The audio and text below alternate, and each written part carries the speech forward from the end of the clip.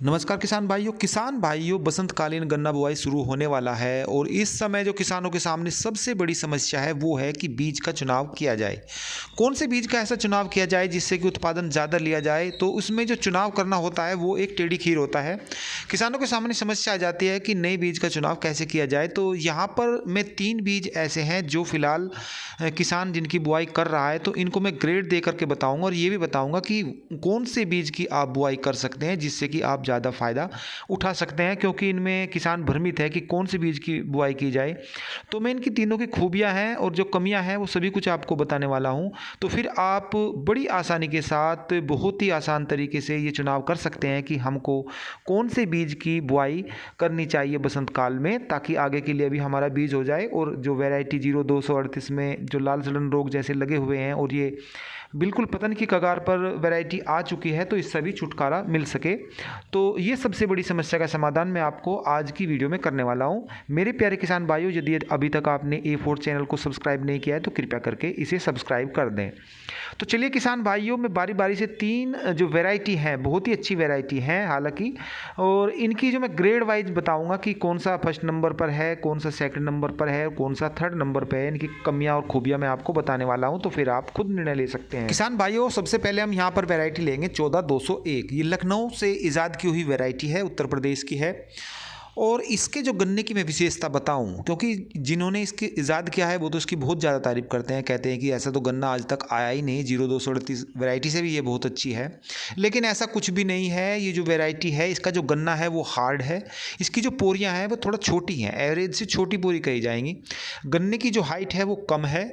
उपज जो है वो इसकी ज़्यादा उपज नहीं है। वे तो कहते हैं कि 1 हेक्टेयर में 1200 क्विंटल निकल जाता है, पर ऐसा कुछ नहीं है। इसकी जो उत्पादन की बात की जाए तो लगभग 700-800 पर हेक्टेयर के हिसाब से, मेरे हिसाब से इसकी उपज है। ये ज़्यादा अच्छी वैरायटी मेरे हिसाब से तो नहीं है। तो इसके अलावा जो दूसरी वैरायटी है एक शाहजहानपुर की है 13235। ये भी किसान काफ़ी बोल रहे हैं, हालांकि बुआई तो 14201 की भी हो रही है। तो जो दूसरी वैरायटी है वो है 13235, शाहजहानपुर की है। इसका जो पौधा है, वो जो गन्ना है थोड़ा नर्म है। इसका रोग लगने की जो संभावना है इसमें ज़्यादा है। अब बात करें जैसे लाल सड़न रोग है, वो तो फिलहाल इस वैरायटी में अभी तक नहीं आया, लेकिन जो कंसवा है, टॉप बोरर है, जैसे कहते हैं गन्ना काना हो गया, वे सभी समस्याएं इसमें मौजूद हैं। रिकवरी इसकी काफ़ी अच्छी है, 13 और 12% के इसके बीच में इसकी रिकवरी है। इसीलिए जो गन्ना चीनी मिल है वो इसको काफ़ी पसंद कर रहे हैं, क्योंकि उन्हें इस चीज़ से कोई मतलब नहीं है कि किसानों को उपज कितनी मिल रही है कितनी नहीं। चीनी मिल को जिस गन्ने से रिकवरी ज़्यादा होगी वो उसी का प्रचार प्रसार करेंगे और कहेंगे कि किसानों को इसी में फ़ायदा है, इसी की बुआई की जाए। किसान भाइयों, जो तीसरी वैरायटी है वो है को 15023 वैरायटी है। ये अर्ली वैरायटी है और इसकी रिकवरी की बात की जाए तो 13% प्लस में है। यानी ये रिकवरी जो है इसकी वो बहुत ही काफ़ी अच्छी है। जो इसकी पोरियाँ हैं वो लंबी हैं। टेलरिंग जो है ये गन्ना अच्छा करता है। पत्तियाँ जो होती हैं इसकी चौड़ी चौड़ी होती हैं, लंबाई लिए होती हैं। गन्ने का हरा रंग है और जो इसकी आंखें होती हैं वो गोल गोल हैं और जमाव भी बहुत ही अच्छा करता है। एक सबसे खूबी जो मुझे इसमें दिखाई दी है वो ये है कि ये छीलने में बहुत ही आसान है। जो सूखी पत्तियाँ होती हैं वो पकड़ नहीं करता गन्ना। जो जब पत्तियाँ सूख जाती हैं धीरे धीरे तो उनको बड़ी आसानी के साथ ये छोड़ देता है। तो जो छिलाई होती है वो भी बड़ी आसानी के साथ हो जाती है। जैसे कि एक 14 वैरायटी है, जब उसकी आप छिलाई करते हो तो जो उसकी जो सूखी पत्तियाँ हैं वो गन्ने से चिपकी हुई होती हैं, तो उसमें बहुत काफ़ी कठिनाई आती है। तो इसमें ऐसा कुछ नहीं है। इसका जो गन्ना है वो मुलायम है, आपको बंधाई करनी पड़ेगी क्योंकि ये गिरता है। इसके अलावा यदि मैं इसकी बात करूं तो जैसे लाल सड़न रोग है वो तो इसमें नहीं आएगा, लेकिन जो बाकी के रोग हैं, कंसुआ है, टॉप बोरर है, इंटरनोड बोरर, जो भी है इसमें रोग लगते हैं वो सब कुछ इसमें भी लगेंगे, क्योंकि गन्ना मुलायम है, रिकवरी ज़्यादा है। तो ऐसा तो कोई गणित है ही नहीं कि इसमें रोग न लगें। अब मैं बात करूं तो जब इसमें भी रोग लगते हैं तो फिर आप बुआई किसकी करेंगे, क्योंकि मैंने जो 3 वैरायटी बताई हैं, 3 ही वैरायटी के किसान फिलहाल बुआई कर रहे हैं। ऐसा नहीं है कि इनकी बुआई नहीं हो रही है। 0238 वैरायटी के बाद में ये 3 जो वैरायटी हैं काफ़ी प्रचलन में है।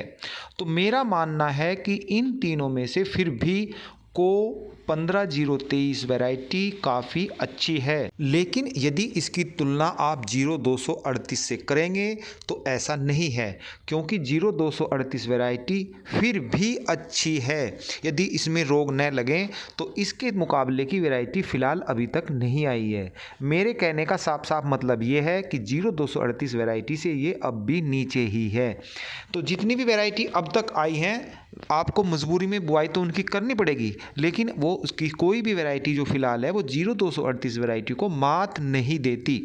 हो सके यदि आप इस 0238 वैरायटी को, काफ़ी चीज़ें ऐसी हैं जो आप इस्तेमाल कर सकते हैं, तो इसको थोड़ा लंबा खींच सकते हैं, तो उस काम को भी आप कर सकते हैं।